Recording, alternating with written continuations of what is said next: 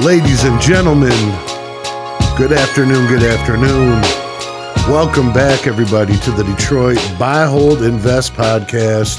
I'm your host, David Rabior, 313-451-0448, or you can reach me at www.detroitbuyholdinvest.com.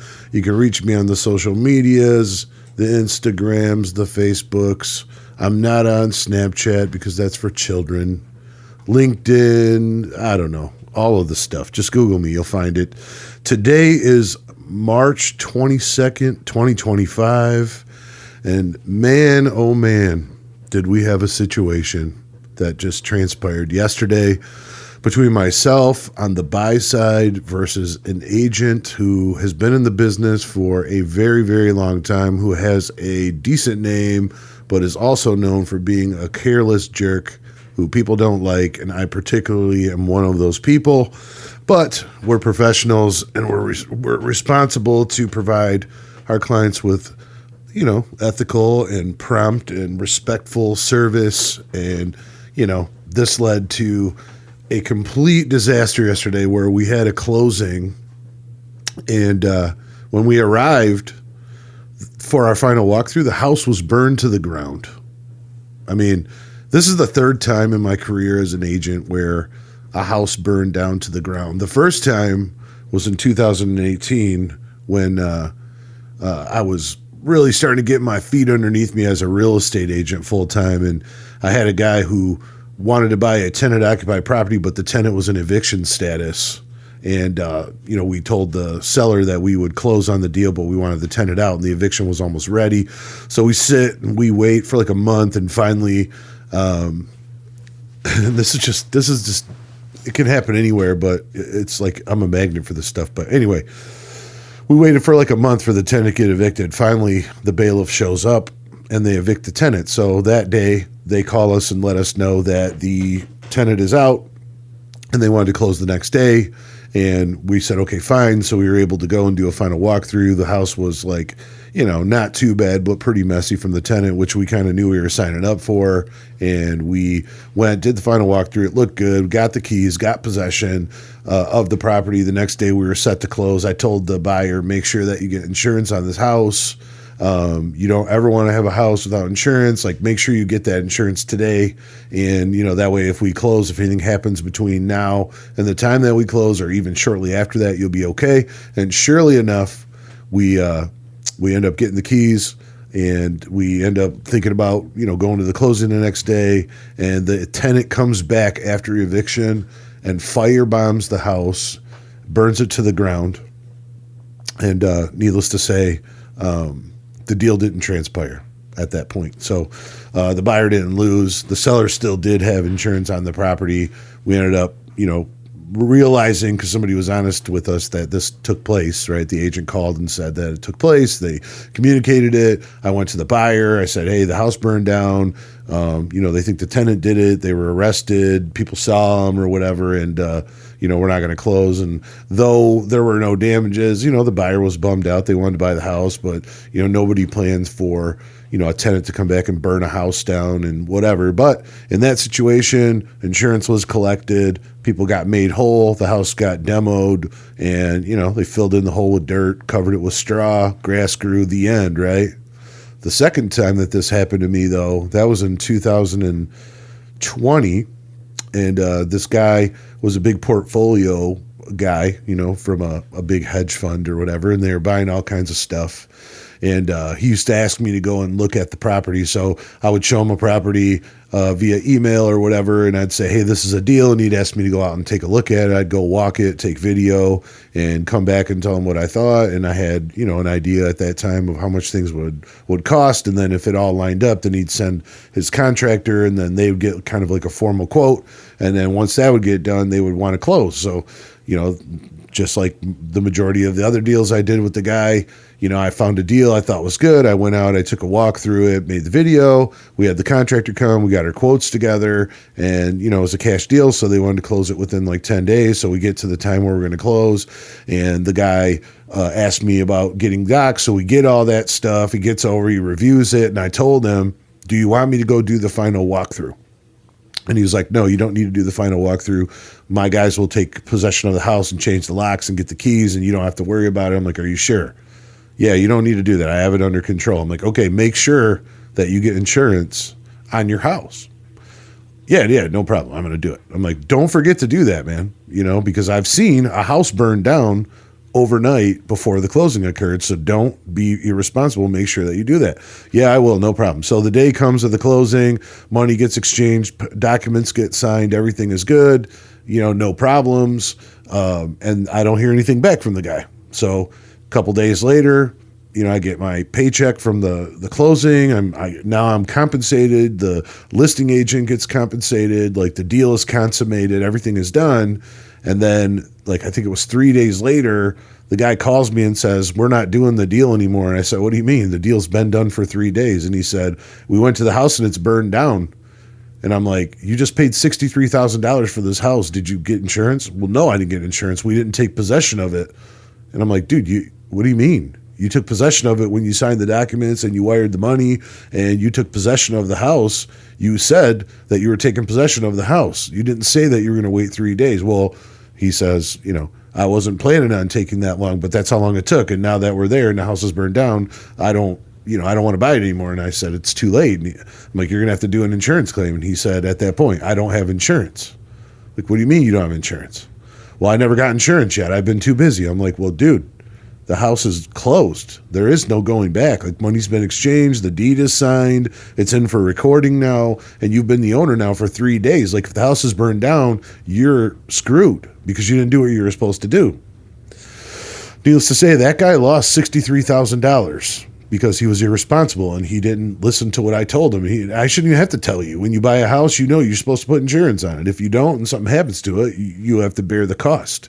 And this guy did that, and he was upset. He was upset with himself. He was upset with me. He was upset with his people, and he blamed everybody basically but himself until he calmed down and he finally realized it was his fault and he had to eat it, and $63,000 loss and money down the toilet and all that good stuff. And and ever since then, I've always, as an agent, and I'm having this show because I want to tell these stories, because there's a lot of people that do this as agents that they do the entire deal from beginning to end through email and electronic signature, and they blind offer on houses before they even see them, and they depend on, the investor to go out and look at them or bring their contractors to look at them. And in a lot of cases, even though they're not supposed to, they just give out the lockbox codes and stuff and allow people to go out and do that stuff on their own, whether they clear it with the listing agent, which sometimes they do, and sometimes they don't. They just go out and, give the code to their people, and they're like, hey, it's a cash deal. Like, no one's paying attention. The house is vacant.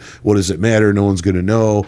And then those people go out and they do that, and then they try to do the whole deal. And I used to work with a guy like this. Like, this guy never left the office. He never went anywhere. He paid people to do everything for him, or he depended on other people to do everything for him. So he never actually stepped foot in almost any house that he sold for like 4 years that I was with him. This guy never left the office. If he did, he was going out to the titty bar, or he's going to the bar for a drink or going to dinner or something, but he was never going out of the office to actually do any legwork related to doing deals. And I just never understood why someone would be so disconnected from, their business or whatever. But, hey, that's how some people operate. And the point is, when you work with somebody who doesn't put their feet in the ground and go out in the street and do what they're supposed to do, like, these type of situations, though they are not common, can be a situation that occurs. And, which leads to the story about what just happened to me recently. This just happened to me to one of my clients. So the story goes, about a month ago, we identify a property in an area that has an extremely high resale value, but there's a lot of blighted and dilapidated properties that are kind of mixed in with that. But we know that particular area, if you buy a house and you fix it up really nice, like, you can really double or even triple the value of the house, depending on, what you do to it. But the comps are like, up to $300,000. You can still buy houses in this particular area for like 50 or 60,000.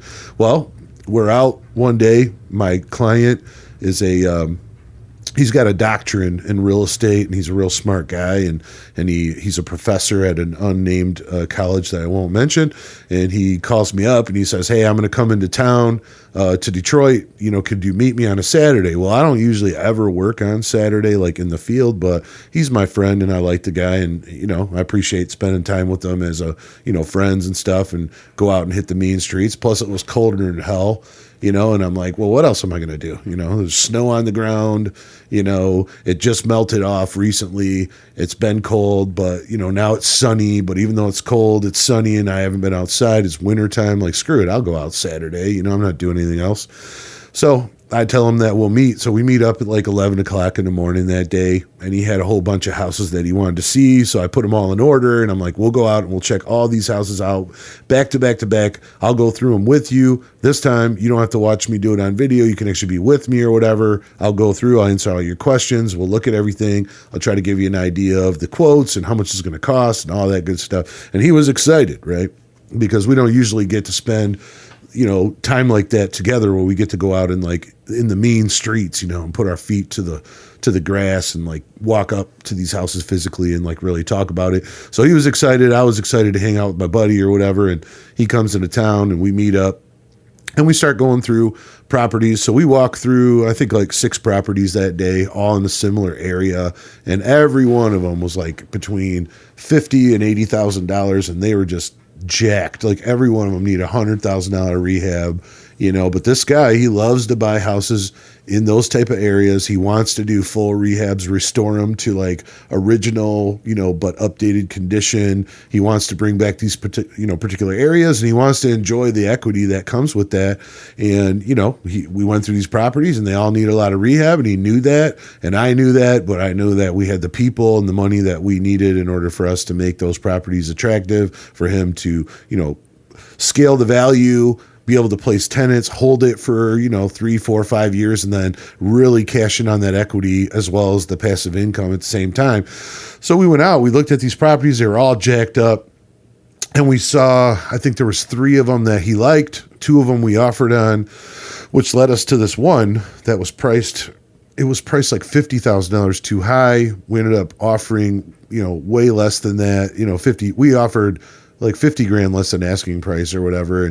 And I put the cash offer together for no inspection or whatever and sent it over to the agent. And the house at 80 grand wasn't even close to, you know, the price that it should have been. It was only worth 30 grand or something like that. And I knew that at 30 grand, we'd probably have to still put 100,000 into it, but it would be worth it. And the buyer agreed. So we wrote an offer on that property for way lower than asking price. And, you know, a little time goes by, and finally the agent that is the listing agent responds to me in a very disrespectful way because he felt some kind of way that we offered him so much lower than the price that he was selling it for, which wasn't even reasonable, which pretty much proves to me that he almost was really never at the house, or if he was, he must have like not had his glasses on or whatever. But what, you know, whatever. These guys promise what they promised to the sellers, and that's what he did. And he ends up browbeating me because my offer is too low. And I told him, I think I'm doing you a favor at this price point. He didn't agree, but I knew I was right, you know, and I knew that there was a good chance that there would be no activity and that the seller would have to consider the offer. And that's exactly what happened. After about a week to 10 days, the guy comes back and says, hey, the seller has agreed to take your offer. And, you know, at first we had an offer with inspection, and I didn't think we really needed an inspection. So I was willing to waive the inspection for an agreed price. And we were willing to close quickly to just get the deal done. And I wanted to get paid a commission off this small amount of money because I don't do this for free. And the guy took exception to that. He tried to like cut me out on the commission. We got into an argument. He was a real jerk the whole time. I don't like the guy, never have. And, you know, he was just trying to basically say, I've been doing this longer than you've been alive and I've been around, whatever. It doesn't matter. Like I'm doing hundreds of deals a year. You're doing a handful, and I'm not here for the personal stuff. I'm here to like get deals done, make money, and provide people with opportunity and make sure that that opportunity comes to fruition. So I really don't care what people like that say, but I deal with this all the time.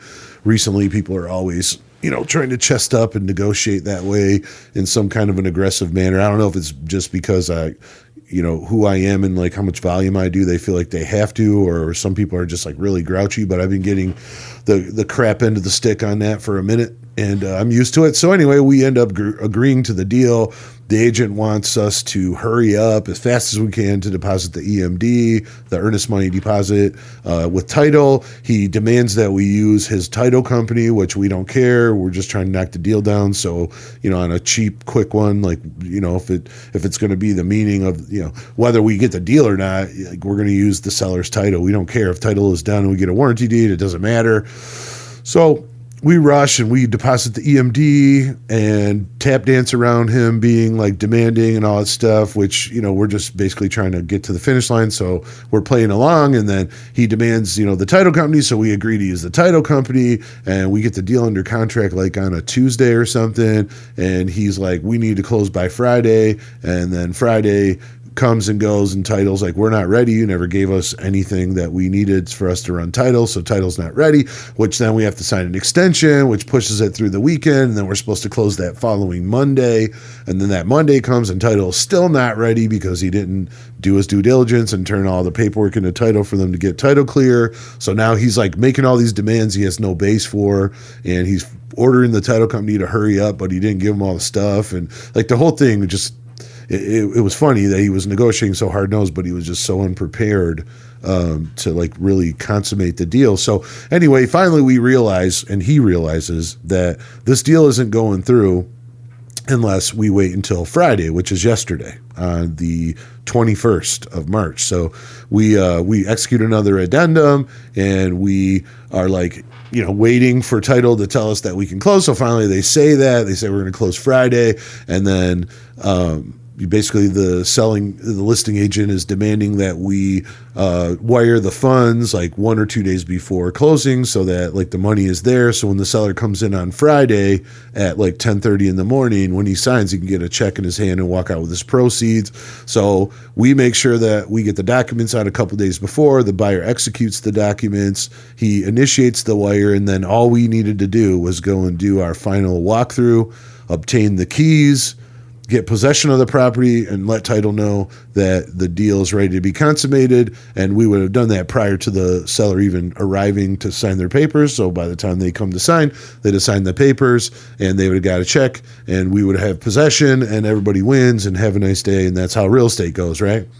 Well, we're supposed to close Friday at like 10:30 in the morning or something like that. And Thursday, I reach out to the agent through this app we use called Showing Time, where we make our requests to get into a house. Like if you want a lockbox code to go view a house as an agent, you go on this app and you schedule your appointment for a certain day and certain time, and then it goes to the agent and it gets confirmed. And then when they confirm it, whether it's automatically or manually, it comes back and it says your showing is confirmed for X day and X time, and then it gives you the lockbox information. It'll show you, the lockbox code, the location of the lockbox, and any special like instructions that you need. And that's how we, as agents, know where the lockbox is, how to get in, how to get into the property. So the day before closing, I reach out to the agent and I say, hey, I need to get a lockbox code. No response. So I make a showing time request on the app,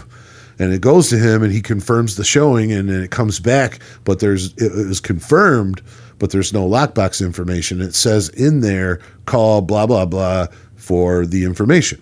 So I try calling, he doesn't answer. Like, I understand that this guy still got kind of a bug up his ass about me, and he doesn't like the way that this deal has gone, because he tried to draw an aggressive line at first, and I really still got what I wanted. I still negotiated the commission. He wanted to close really quick. He was unable to do that. That was his fault. So everything that he was trying to do never really worked out, and he was doing all of this for like really no reason, because we were ready the whole time, and him and the seller just simply weren't. And that was their fault, not mine. And it all came down to like that, the listing agent, he didn't do what he was supposed to do, and then it delayed the closing. But anyway, we were able to do the whole thing start to finish in like 10 days. So we were ready the whole time. We had the money. We were ready to sign the documents. We already did our due diligence, whatever. So I reach out. He gives me a confirmation. It doesn't give me the lockbox code. So I reach out to the guy. He doesn't answer. So finally I sent him a message on the app itself, and said, hey, can I get the code? And then he comes back and tells me that he removed the lockbox from the property, even though he knew that I was going to do a final walkthrough. He removed the lockbox from the property, and if I wanted the key, I needed to drive like 45 minutes out of my way to get the key to be able to get entry, which I just said to him, no.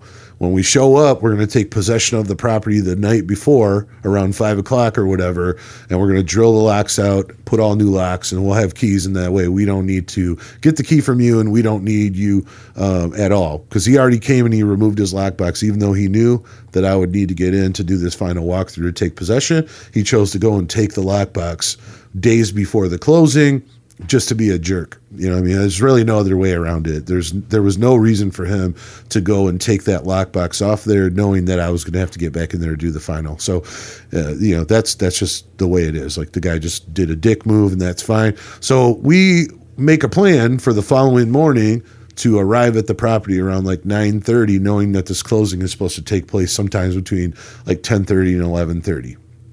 And, we're fully prepared that when we get there, there'll be no lockbox, no key, and that we're going to have to drill the locks. So we end up going and getting lock sets and, got our tools and everything. And we're going to go and punch these locks and take possession. And then the day comes yesterday morning, 9:30 a.m., we pull up at the house, and the house is completely burned to the ground. Like, literally, there's nothing left. There's one partial wall of the house standing. The basement's still there, and the whole house burned up and fell into the basement, and the basement was like a big dustpan full of burned debris, and the house was a complete loss. It was totally destroyed. And at that point, I start making phone calls and I call my assistant, hey, shoot a message to everybody involved in the title chain, letting them know that this deal's not going to happen. The house is burned down. It's a total loss. There's no way that we can do the deal now. Now, mind you, the buyer's already signed documents, and he's already deposited his wire, but until the deal is consummated, there's no disbursement, right? So we're good. So we reach out to the title company, all parties involved. I tried calling the title company, never answered the phone, so we had to do emails, and I called the buyer and I let him know what was going on. And we scrambled for like an hour to try to get a response out of the title company, because, you call them, it goes right to an email, you call them, it goes right to like an answering machine or a voicemail. No one ever answers the phone at title companies a lot of the time. No one's even manning the phone. They don't even have like that, like a receptionist to answer the phone. Only the retail type companies do that. So regular title companies almost never answer the phone. So we're calling, we're leaving messages, we're shooting emails out, we're trying to contact people. So for an hour, I'm fumbling, trying to figure out how to let them know that like this seller is not going to get paid. So if he shows up for closing, do not give him this money, And finally, we get a response back from the title company, and they acknowledge, oh, that's too bad. We're sorry to hear about it. But the seller is actually at the title company, and he's literally signing the documents at the time. And they're like, we're not going to give him the money. We're going to hold it until we figure all this out, and, so on and so forth. And then finally, okay, I know at this point, I know that the money is safe with title. It's an escrow. I know that like we did nothing wrong. I know the house is a total loss. And what I don't know is, though, does the agent know, the listing agent, does he know that this house burned down? And if he did, why would he not say anything? If he didn't know, like maybe he's on vacation and he has no idea. Maybe the seller has no idea because no one lived in the house. It was vacant, and the guy who was selling it was not like, he didn't even live in that neighborhood. It was like a family property that he inherited or something. It was sitting there forever. It was in bad shape. So who knows? I don't know anything. All I know is like, don't give the money to this guy because the house burned down and we don't want it, and we're not obligated to buy it because we write our contracts with a clause called risk of loss, which basically says that they have to deliver us the property in, generally good condition, similar to what we saw when we bottom lined the purchase agreement, and that, that basically, we have all the way until we close or take possession, whichever's later, in order for us to be able to back out if the property is not in the shape it was supposed to be in. And if it's not in the shape it's supposed to be in, the seller can either do an insurance claim and assign the insurance money to the new buyer if they're willing to accept it. The seller can agree to repair the property and put it in the condition it was in that we agreed to purchase it for, or the deal can die. And I put that in all my agreements. I put a couple different clauses in there to protect us in case things like this happen, because I've been down this road before and I don't want to take the chance. So at this point, no one's heard from the listing agent. He's completely out of the loop. He's not responding. No one knows where he is. He's not involved. And I finally messaged the guy, and he won't take a call. So I messaged the guy, and he responds to me and tells me that the seller called him at 9:30 in the morning and told him the house burned down, and acknowledged that he was still going to go to closing and he was going to go get his money anyway. And all that being said, at 9:30 in the morning, this occurs, and the agent does nothing. He doesn't call anyone. He doesn't email anyone. And though he knows that he should, and that the seller is going to go and commit a felony fraud-related crime, he's basically going to commit a felony for conspiracy to commit fraud or bank fraud or wire fraud, whatever it would be. I don't know. I'm not a lawyer or a judge or prosecutor. But he allows this to go on. So he never says anything to us. He never says anything to title. He never reports any of it. And he just goes on about his day without notifying anyone. So the seller goes to title and signs papers and pretends like nothing ever happened so that he can collect a check and basically get a $30,000 check for a burned out house, run off with the money and just be like, F you everybody and stuff. And fortunately that wasn't the case, and they wouldn't give him the money, and he was very upset and he was very animated and he acted like he didn't know what was going on. But I have in writing from the agent acknowledging that he spoke to him at least an hour before the closing, and he chose not to say anything. So that leads me to a whole different level of events that's going to have to occur in regard to that. But at the end of the day, it was a valuable lesson learned. You cannot ever buy a house and not go do the final walkthrough the day of closing. You have to do it the day of closing, and you have to make sure that you put insurance on the property before the closing occurs. You need to make sure that you're doing that a couple of days before, and let them know that on midnight at 12:01 a.m. on the day that you're going to buy it, the insurance policy needs to go into effect. That way, if you take possession of the property and you sign the papers and the deal is done and the house burns down or someone does something to damage it, you're covered, or you still have time to try to wiggle out of the deal per the risk of loss clause, and you're not responsible. But this person that was selling the property had no insurance on the property at all, and the house burned down.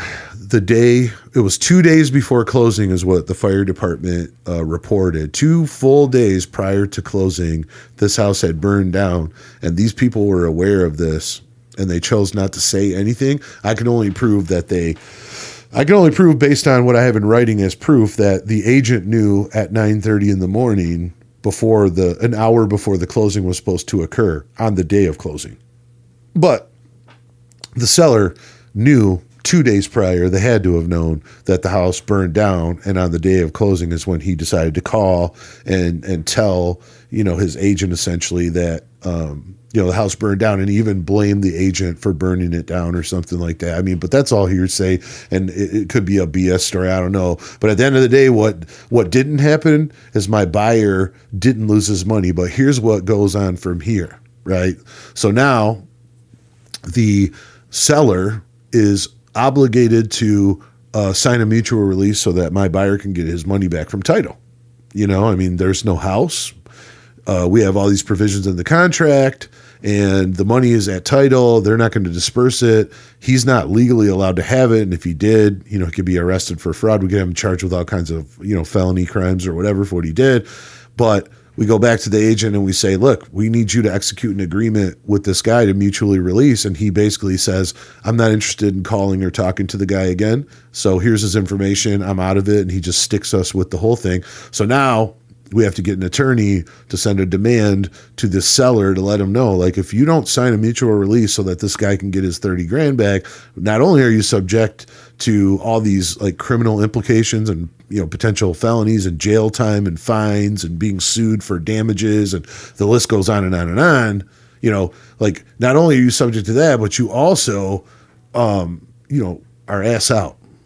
You know what I mean? Like, we know that you are upset. We know that you're emotional. We know this and that. But all of the things that occurred with the house, your agent, what he may or may have done, or when it burned down or when it didn't, none of that has anything to do with us. We were ready to buy a house that was still standing, and 2 days before closing, it wasn't. So you're obligated to sign the release, and you're obligated to not let us go and, you know, try to destroy your life by getting you in trouble for like felony charges and all of these things, and suing you for damages and suing you for all kinds of stuff. Like, there's no reason. Just sign the paper, you know, accept that your house burned down and that you're not going to get anything out of it, and just allow the buyer to get his money back and walk away. And, you know, now the agent basically sticks us with that guy's information and says, you're on your own.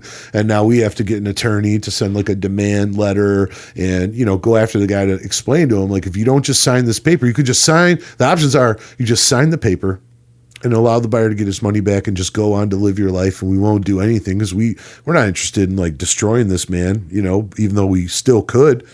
Or you can choose not to, and then we're bringing the pain. Like, we're going to put your arm behind your back and push it up to the back of your neck until it snaps off at your, you know, at your shoulder, and you're going to be yelling in pain, because that we don't have any other option at that point. We have to like step on this guy's neck, and we have to show him like, you did something illegal, you did something that's wrong, we did everything correctly, and if you try to play the game where you don't, you know, do the right thing, like, then we have no choice but to like just light this whole thing on fire. And at that point, you know, it's going to go where it goes. And so we sent a demand letter out, and we have yet to have a response on it. But, you know, I'm pretty hopeful that the guy will realize that, you know, it's easier to just sign the paper and not go through all that, because if he doesn't, like, we can turn this guy inside out. Like, he just has absolutely no, he has absolutely no position to take other than, hey, the house burned down and I don't deserve the money because I couldn't deliver a property that was what we agreed on. And per the clause, all the clauses in the contract, like, that's just what it is. And the guy, you know, he's the one that lost. He didn't have insurance. He didn't, you know, do his due diligence to make sure that he protected his own asset. And unfortunately, 2 days before the closing, the house burned down. But, you know, I didn't find out until the final walkthrough. And that leads me to, like, when you're dealing with an agent or you're dealing with a representative and they're not doing those type of things, you are subject to this type of stuff that can happen. If it does happen, you're screwed. Nobody's going to give you the money to make you whole again. They're all going to pretend like it wasn't their fault or whatever. And people have to take accountability and responsibility when it comes to their clients, because your money isn't our money. You know, we get paid a commission based on our efforts and what we do in trying to sell you a house or sell a house for you or do whatever consulting we do or whatever we do for an agreed price. We provide a service and then we get paid for that service. But if you have somebody who, you know, is trying to maintain your whole entire investment portfolio by, you know, sending you documents electronically and sending other people to go walk through properties, and they're never doing that, when things like this happen, they can easily say, hey, I was never there. And then you could try to sue them, but it's not going to work because you're ultimately responsible for your own stuff, right? And so you got to make sure before you close on a property that you are there the day of the closing, and then close immediately after possession is taken, and make sure that the house is insured and that you do what you got to do to secure it in whatever means that you believe necessary for you to protect it. And then that house becomes yours, and whatever happens to it from there is your responsibility to deal with. And this is the way it is. You have to be responsible for your investment. You can't depend on other people to do everything for you. But when you are buying something and you're working in partnership with someone that actually cares about you, like all of the things that should have been done in this deal, I did, right? We negotiated. We fought for the right price we wanted. We hard-nosed them. We hurried up. We got everything done like they wanted. We jumped through hoops to make sure that we were ready to close. We sent the money early, signed the documents early to make sure that the money would be there when the seller showed up to sign so they could get a check and there'd be no problem. We did our walkthrough, even though the agent removed the lockbox and wouldn't allow me access with the key like a normal deal to be a spiteful jerk. And we still went there to drill the locks and get possession anyway. And when we did, the house was burned down. There's nothing else I could have done other than, after I found out, calling title, letting everyone know. I did everything that I possibly could have done at that time to make sure that my buyer wouldn't take a loss and that seller wouldn't run off with his money. And the listing agent did not do anything, which, in my opinion, and in the opinion of many, ethically, the guy was wrong. Ethically, he should be held accountable, and he should be held accountable through the licensing board and through the local board of realtors. And ultimately, I don't believe that this man should have a license to practice real estate as a professional for a period of time, if at all again. And that's my position. So anyway, David Rabior, 313-451-0448. You can reach me at www.detroitbuyholdinvest.com. You can look me up, Detroit Buy Hold Invest, on Facebook and Instagram. And listen, guys, I really appreciate you guys listening. We get like over 1,500 downloads a month. I truly and sincerely appreciate all of you guys that listen to the show. I couldn't do it without you. You guys are messaging me and engaging and asking questions and stuff. And I really, really appreciate that. So if you could subscribe, follow me, comment on my posts, tell people about me, whatever you can do. Let's get this podcast where it needs to go. I want to be in the number one. I want to be in the top 100 at least. Come on, guys. Help me out. So anyway, Detroit Buy Hold Invest podcast, Detroit, Michigan, Clyde Realty. We out.